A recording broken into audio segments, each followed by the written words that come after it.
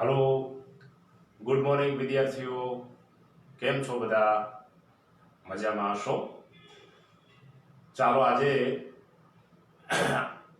ભૂગોળ ધોરણ 11 માં આપણે 9મો પાઠ તાપમાન વાળા પાઠની ચર્ચા કરતા હતા. એના આજે ત્રીજા ભાગના વિડીયોમાં આપણે પૃથ્વીનું ઉષ્મા સંતુલન વિષય પર ચર્ચા કરીશું.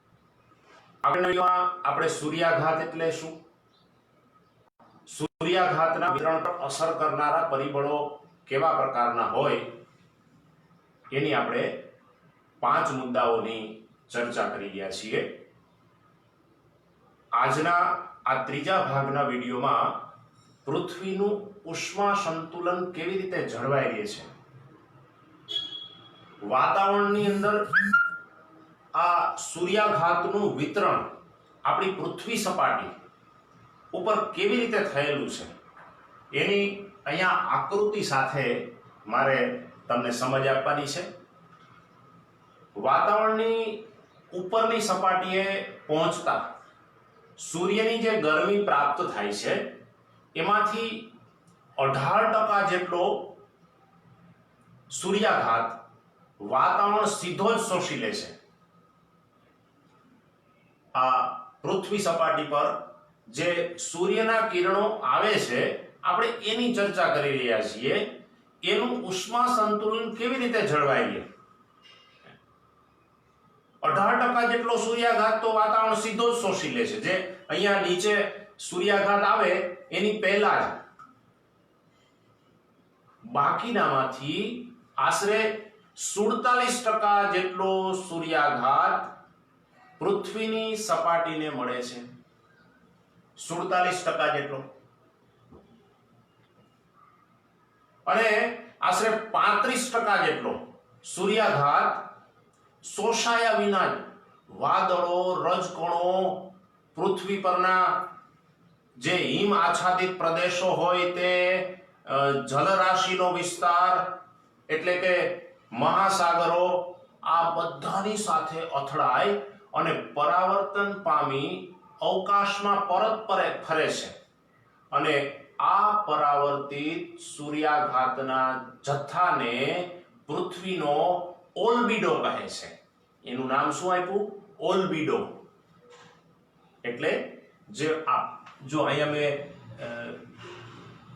વાતાવરણમાં સૂર્યાઘાતનું વિતરણ કેવી રીતે થાય છે આ ભૂસપાટી ઉપર એની આકૃતિ દોરી રાખી છે. આપણે એમની સમજ મેળવીએ. મેં હમણાં જે તમને જુદી જુદી ટકાવારી કહી કે આ પૃથ્વી પર કેટલો સૂર્યાઘાત કેવી રીતે મળે છે, કેટલો પાછો ફરે છે, એની સરસ મજાની આકૃતિ તમારા પાઠ્યપુસ્તકની અંદર પણ આપેલી છે. તમે જુઓ કે આ પૃથ્વીનું ઉષ્મા સંતુલન કેવી રીતે થાય છે કે આ વાતાવરણની ઉપરની સપાટી છે. માની લો કે અહીંયા સૂર્યાઘાત 100%, એટલે કે સૂર્યના કિરણો અહીંથી આવવાની શરૂઆત કરે છે, એટલે અહીંયા સૂર્યાઘાત 100% એમ લખ્યું છે. હવે આ બધા સૂર્યના કિરણો જે હોય એ ઓઝોન વાયુના પડમાંથી થઈ અને 16 કિલોમીટર ઓઝોન વાયુના પડમાંથી ગળાઈને આવે છે. આ વાતાવરણની ઉપરની સપાટી છે. અહીંયા જુઓ કે 24% જે છે એ પ્રસૃત પરાવર્તન અને પ્રકિરણન દ્વારા એ કિરણો આવે છે. આ પૃથ્વી સપાટી છે. અહીંયા આ પૃથ્વી સપાટી છે.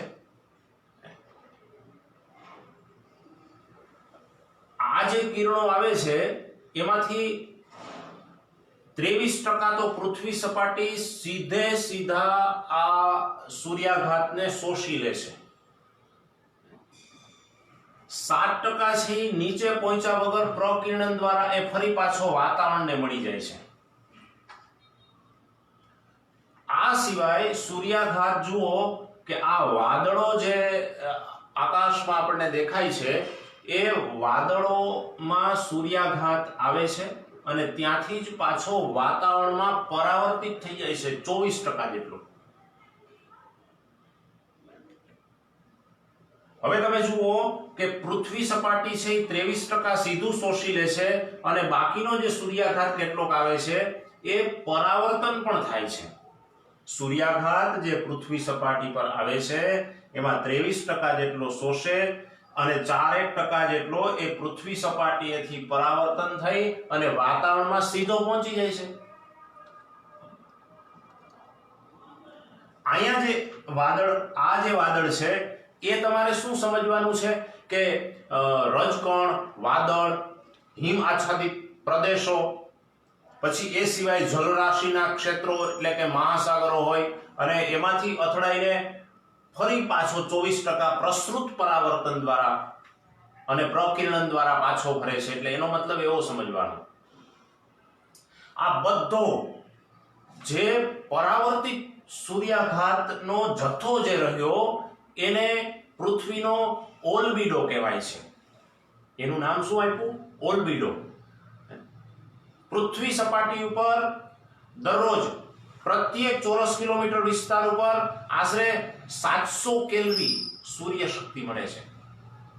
કેટલી? 700 કેલ્વી પ્રત્યેક ચોરસ કિલોમીટર ઉપર. જુઓ કે આ ભૂગોળવિદોએ એનું પણ એક કેલ્ક્યુલેશન કરીને આપણને આપી દીધું કે પ્રત્યેક ચોરસ કિલોમીટર વિસ્તાર ઉપર દરેક વ્યક્તિને કેટલી સૂર્ય શક્તિ મળે, તો કે 700 કેલ્વી. લોકોને નથી કહેતો, પ્રત્યેક ચોરસ કિલોમીટર વિસ્તારની વાત કરી રહ્યા છીએ. આ 700 કેલરીના આશરે 24% તો પરાવર્તન પામે છે.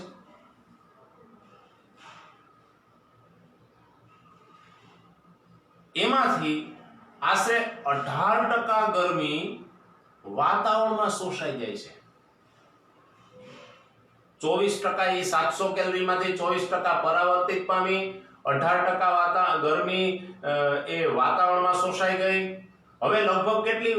તો કે 60% ગરમી અંતરિક્ષમાં જાય અને 23% સૂર્ય શક્તિ વાતાવરણ અને પૃથ્વી સપાટીના સંપર્ક સાથે એ નાશ પામે છે. આ વાતાવરણની વિવિધ ગતિઓથી લગભગ 4% સૂર્ય શક્તિ પૃથ્વી સપાટીને મળે. આ પૃથ્વીનું અને એવી રીતે આ પૃથ્વીનું ઉષ્મા સંતુલન જળવાઈ રહે છે. આપણે બધી આ ગણતરી માંડી એમાંથી પૃથ્વી સપાટીને કેટલી મળે છે અને આપણા બધાની અને વાતાવરણને જાળવી રાખવા માટેની જરૂરિયાત કેટલી? 4% સૂર્ય શક્તિ આ પૃથ્વી સપાટીને મળે છે અને એવી જ રીતે આ પૃથ્વીનું ઉષ્મા સંતુલન જળવાઈ રહે છે. જો એનાથી વધારે આપણને આ સૂર્યાઘાત આ ભૂસપાટીને પ્રાપ્ત થાય તો કદાચ ઉષ્મા સંતુલન ન જળવાઈ રહે. પણ ધીમે ધીમે તમે બધા જાણો છો એ પ્રમાણે કે વાતાવરણની અંદર બદલાવ આવ્યો છે, ગરમીનું પ્રમાણ વધ્યું છે. ધીમે ધીમે એ તાપમાન દરેક વર્ષે વધતું જ જાય છે. એ વધતા તાપમાનને જોતા એવું જણાય છે કે ઉષ્મા સંતુલન હવે થોડું અસ્તવ્યસ્ત થઈ રહ્યું છે, બગડી રહ્યું છે.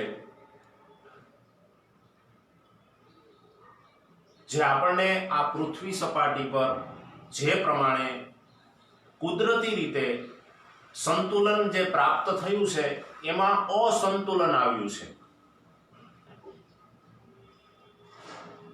એટલે આ વાત થઈ પૃથ્વીના ઉષ્મા સંતુલનની. ભૂસપાટી અને આ પૃથ્વી સપાટી અને વાતાવરણની અંદર સૂર્યાઘાતનું વિતરણ કેવી રીતે થાય છે એની આપણે વાત કરી. હવે આપણે વાત કરવાની છે તાપમાનની. તાપમાન એટલે ટેમ્પરેચર.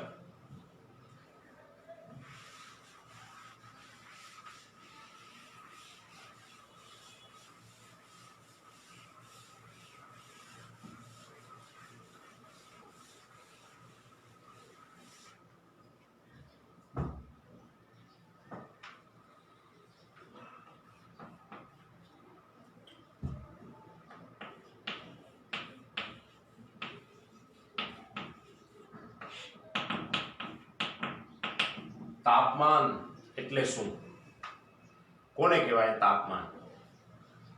હવાની કે વાતાવરણની ગરમીની સપાટીને તાપમાન કહેવાય. હવા કે વાતાવરણની ગરમી જે હોય એની સપાટીને તાપમાન કહેવાય. કારણ કે સૂર્યમાંથી જે પ્રકાશના કિરણો પૃથ્વી સપાટી પર આવે છે એનાથી ગરમી આ પૃથ્વી સપાટી પર કેટલી છે, હવામાં કેટલી ગરમી છે એને આપણે માપતા હોઈએ એ તાપમાન છે. પણ એને વ્યાખ્યામાં, ટૂંકી વ્યાખ્યામાં આવી રીતે તમારે કહેવું પડે છે કે વાતાવરણની ગરમીની સપાટીને તાપમાન કહેવાય. હવા કે વાતાવરણની.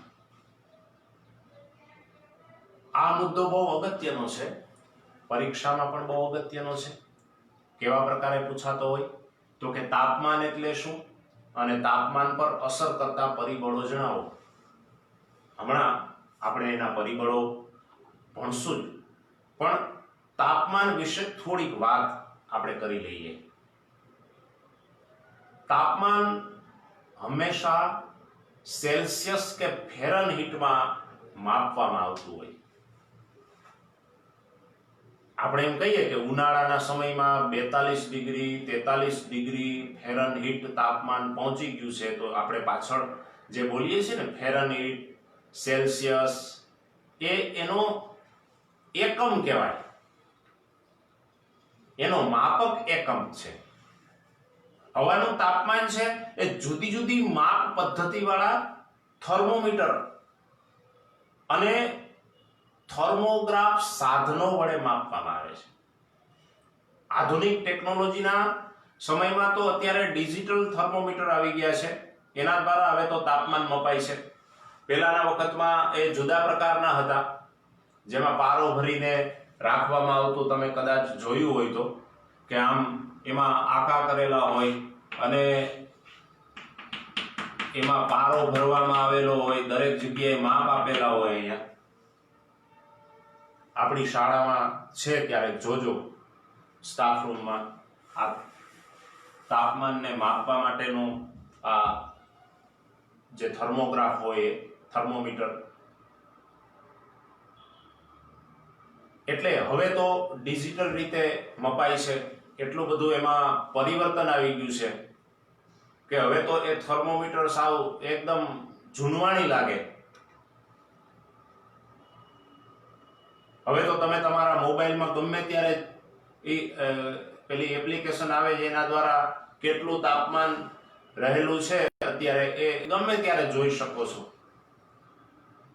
વધારે અને ઓછું, સવારમાં તાપમાન ઓછું હોય, બપોરે વધારે હોય, એ ગમે ત્યારે તમે જોઈ શકો છો. એટલે આવા તાપમાનની આપણે વાત કરવાની છે. હવે એ તાપમાન પર અસર કરતા પરિબળો કયા કયા છે? આ પૃથ્વી સપાટી પર જે આપણને વાતાવરણમાં ગરમી અનુભવાય છે એ ગરમી, એને આપણે તાપમાન કહ્યું. એ તાપમાન ઉપર અસર કરનારા કુલ 7 પરિબળો છે. એ અસર કરતા પરિબળોની આપણે ચર્ચા કરવાની છે.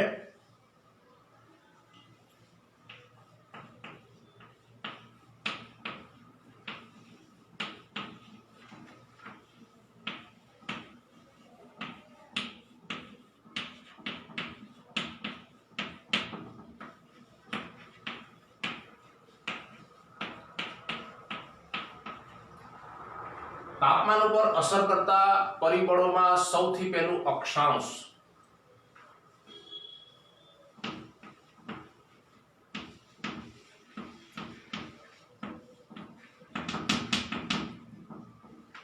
અક્ષાંશ કેવી રીતે તાપમાન પર અસર કરનારું પરિબળ છે?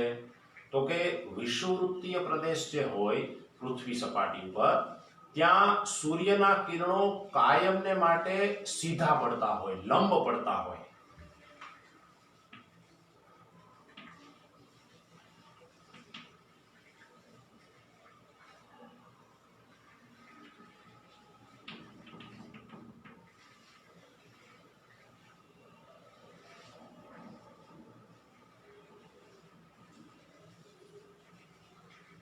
માની લો કે આ પૃથ્વી સપાટીનો ભાગ છે, આ પૃથ્વી સપાટીની આ વચ્ચેનો ભાગ આ વિષુવવૃત્તીય રેખા કહેવાય. આ પૃથ્વી ઉપર ક્યાંય દોરેલી ન હોય, પણ એના માપ માટે ભૂગોળવિદોએ બહુ ચોક્કસ પદ્ધતિથી અક્ષાંશ અને રેખાંશ વિશેની માહિતી આપી છે. વારંવાર મેં તમને નકશાઓ દ્વારા બતાવી છે કે આ પૃથ્વી સપાટીની વચ્ચેનો ભાગ એ વિષુવવૃત્તીય પ્રદેશ કહેવાય. સૂર્યના કિરણો જ્યારે પડે, આ સૂર્યના કિરણો આમાંથી આ બધા આવે ત્યારે તમે જુઓ અહીંયા ત્રાસા પડે અને અહીંયા કેવા પડે? સીધા પડે છે. આ ઉત્તર ધ્રુવવૃત્ત કહેવાય, આ દક્ષિણ ધ્રુવવૃત્ત કહેવાય અને આ વિષુવવૃત્તીય પ્રદેશ કહેવાય. આ ભાગ આટલો આવે ને એને કર્કવૃત્ત કહેવાય અને અહીંથી આટલો ભાગ અહીંયા આવે એને મકરવૃત્ત કહેવાય. એટલે ત્યાં આ ઉત્તર ગોળાર્ધ કહેવાય. એટલે કે વિષુવવૃત્તથી ઉપરનો જે પૃથ્વી સપાટીનો ભાગ છે એ ઉત્તર ગોળાર્ધ અને આ દક્ષિણ ગોળાર્ધ. ઉપરનો ભાગ એટલે આ પૃથ્વી સપાટીથી ઉપરનો ભાગ નહીં, આ પૃથ્વી સપાટીનો ઉપરનો વાતાવરણનો ભાગ નહીં, પણ આ પૃથ્વીનો ઉત્તરનો ભાગ એ ઉત્તર ગોળાર્ધ અને દક્ષિણનો ભાગ એટલે દક્ષિણ ગોળાર્ધ. હવે વિષુવવૃત્તીય પ્રદેશ જે હોય એ વિષુવવૃત્તીય પ્રદેશમાં અહીંયા સીધા કિરણો પડતા હોય એટલે બારે માસ તાપમાન કેવું હોય? અહીંયા ઊંચું હોય. જ્યારે વિષુવવૃત્તીય પ્રદેશથી આપણે ધ્રુવીય પ્રદેશો તરફ જતા જઈએ, એ ઉત્તર હોય કે દક્ષિણ હોય, ત્યાં સૂર્યના કિરણો કેવા પડે? ત્રાસા પડે. વાતાવરણને વધારે વિસ્તારમાંથી પસાર થવું પડે છે. એટલે સૂર્યના કિરણોની ગરમી ધ્રુવીય પ્રદેશોમાં ઓછી અનુભવાય અને વિષુવવૃત્તીય પ્રદેશો ઉપર વધારે અનુભવાય. જૂન માસ હોય એ જૂન માસમાં કર્કવૃત્ત ઉપર, આ કર્કવૃત્ત ઉત્તર ગોળાર્ધમાં, અને ડિસેમ્બર માસમાં મકરવૃત્ત એટલે કે દક્ષિણ ગોળાર્ધમાં સૂર્યના કિરણો લંબવત હોય છે. લંબવત હોય એટલે સીધા હોય. આ બરાબર ધ્યાનમાં રાખજો. હમણાં આપણે ઉત્તરાયણ આવે ને, ઉત્તરાયણ, ઉત્તર અયન, ત્યારથી પૃથ્વીનો આ સૂર્ય, પૃથ્વી પર આપણને ઉર્જા આપતો સૂર્ય ઉત્તર તરફ ગતિ કરે છે. ઉત્તર અયન એ ઉત્તર તરફ ગતિ કરવાની શરૂઆત એ જાન્યુઆરી મહિનામાં 14મી તારીખથી કરે, આપણે એને ઉત્તરાયણ કહીએ. એ પછીથી તપતો ખૂબ જ લંબ કિરણો આપણને ક્યારે આપે? તો કે જૂન માસમાં. એટલે આપણે ત્યારે સખત ગરમ પ્રદેશ, ઉનાળો હોય એકદમ. એટલે જૂન મહિનામાં આ કર્કવૃત્ત વિસ્તારમાં અને ડિસેમ્બર મહિનામાં આ મકરવૃત્ત ઉપર સૂર્યના કિરણો લંબવત હોય છે. એટલે આ વિસ્તારો ઉપર એ મહિનાઓમાં તાપમાન કેવું હોય? ઊંચું હોય. અને ધ્રુવીય પ્રદેશો ઉપર સૂર્યના કિરણો ઘણા ત્રાસા પડતા હોય એટલે ત્યાં તાપમાન ઘણું નીચું હોય છે. એટલે આપણે વાત એવી કરી રહ્યા છીએ કે તાપમાન ઉપર અસર કરનાર પરિબળમાંથી સૌથી પહેલું પરિબળ અક્ષાંશ છે. એ અક્ષાંશ બહુ અગત્યનો ભાગ ભજવે છે કે પૃથ્વી સપાટી પર કયા વિસ્તારમાં, કયા ભાગમાં આ સૂર્યના કિરણો સીધા પડે, ત્રાસા પડે, એને પરિણામે તાપમાન ઊંચું કે નીચું હોવાની સંભાવના અક્ષાંશને પરિણામે રહે છે. જો તમે વિષુવવૃત્ત પર રહેતા હોય તો ત્યાં તમારે ઊંચા તાપમાનનો અનુભવ કરવો પડે, અને જો તમે ધ્રુવવૃત્ત ઉપર રહેતા હોય તો ત્યાં તમારે નીચું તાપમાન અનુભવાય છે. એ તમે કયા અક્ષાંશમાં રહો છો એના આધારે તાપમાનનો અનુભવ તમારે કરવો પડતો હોય છે. એવી સરળ મજાની વાત અહીંયા કરી. હવે બીજો મુદ્દો આવે છે સમુદ્રની સપાટીથી ઊંચાઈ.